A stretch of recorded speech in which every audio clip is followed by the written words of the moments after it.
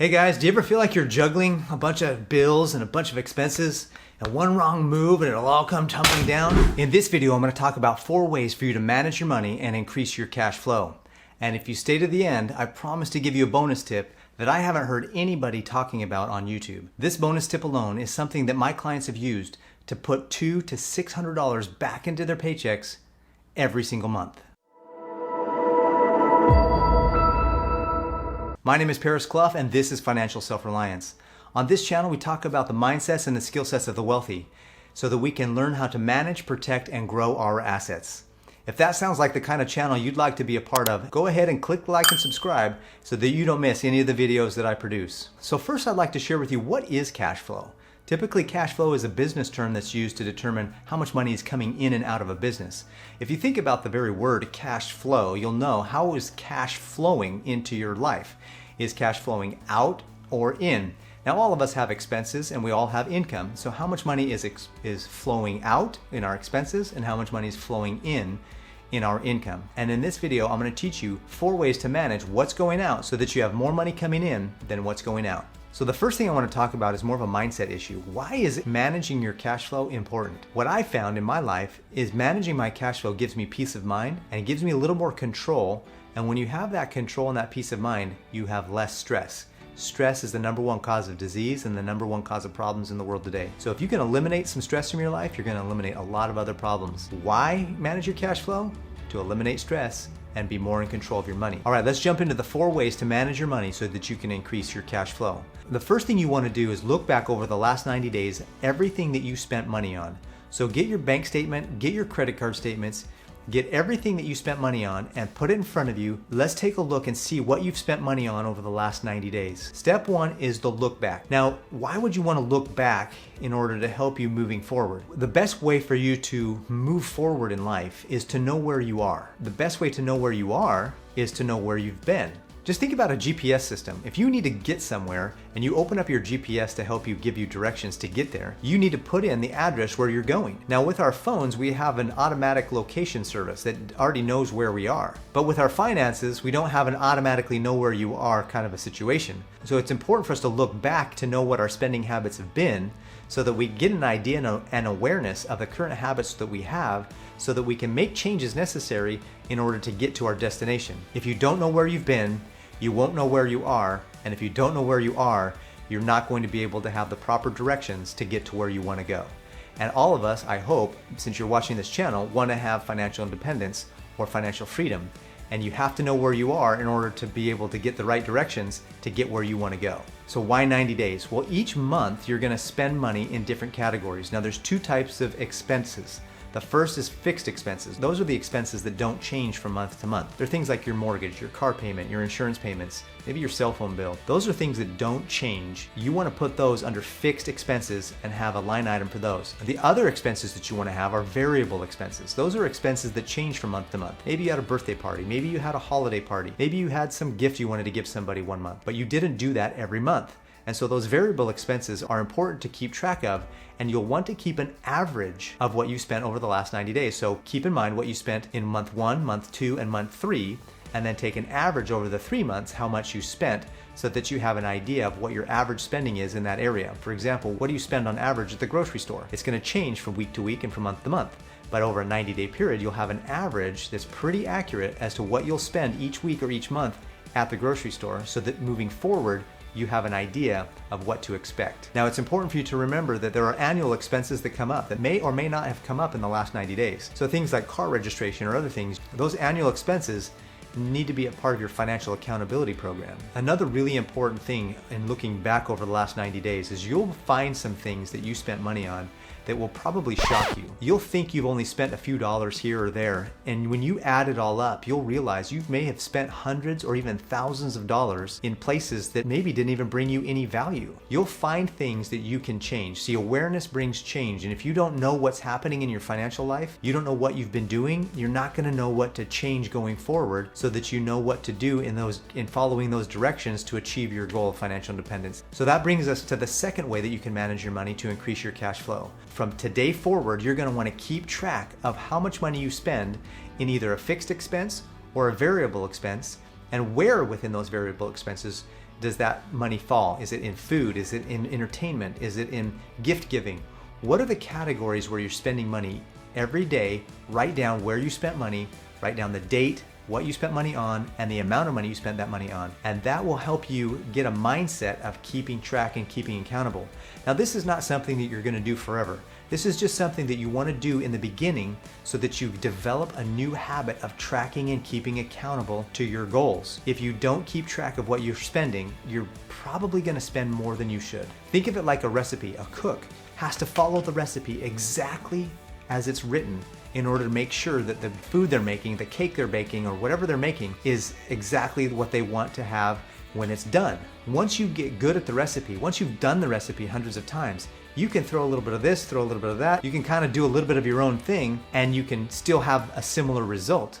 But in the beginning, it's important for you to go through this exercise so that you keep track every day and do this for a couple of weeks. And then once a week, you'll want to review every week what you've spent over the last week. So you take time. I know this sounds like a lot of work, and I promise that it will pay off. Everyone who's achieved financial independence will tell you that it began with them learning how to stay accountable to their spending and keep track of every dollar that flowed out of their life. All right, now this brings us to the third way to manage your money to increase your cash flow. Now that you know how much money you've spent over the last 90 days, you've developed an average and you've been keeping track day to day how much money you're spending. Now it's time to really make some changes and cut the waste out of your life. Find out what things you're spending money on that aren't bringing you value anymore. This is the stage where you cut out all those subscriptions that you're really not using anymore. This is the stage where you realize, you know what, I could probably take a lunch to work once or twice a week and save myself a lot of money. I could probably eat out less. I could probably do some things that will save me some money and bring me some more value in my life. And that way I can use that money in other areas, or I can use that money to get out of debt, or I can use that money to save and invest for my future rather than spending it on things that really aren't doing anything for me. In his book, The Latte Factor, David Bach illustrates this point. He says that if you were to take the money that you would have spent on a latte and invest it, you would be much better off financially. Let me just put a numerical value to that example. Right now I did a search and it's about $4 for a latte at Starbucks. If you were to take that same $4 and instead of buying a latte, if you were to put it into the market and earn 7%, $4 a day, earning 7% would give you just under $500,000 over 40 years. So if you were 25 years old today and you took $4 and invested it in the market, by the time you were 65, you'd have an additional $500,000, almost $500,000 in your retirement account. Did you know that $4 a day at 7% could give you almost $500,000 over 40 years? I mean, that's amazing. That totally deserves a like. Go ahead and click the like button if you found that amazing. If you'd like to have an additional $500,000 in your retirement, click the like button right now. Now, after having said that, it's also important to realize that you've got to live life while you have life to live. You don't want to get to the end of your days and realize that you scrimped and saved and lived in a mentality or mindset of scarcity and you didn't enjoy or do anything fun. That's not what we're talking about here. What I'm talking about here is that you are a wise steward of your money, that you stay accountable to yourself, that if you have goals and dreams to reach financial independence, don't sell yourself short by making an impulse purchase today. Robert Kiyosaki says that it is more important to grow your income than cut your expenses. And it is more important to grow your spirit than to cut your dreams. I totally agree with what Robert is saying here. It's way more important for us to grow our income. It's way more important to grow our dreams than to cut and to scrimp and to save and to shrink.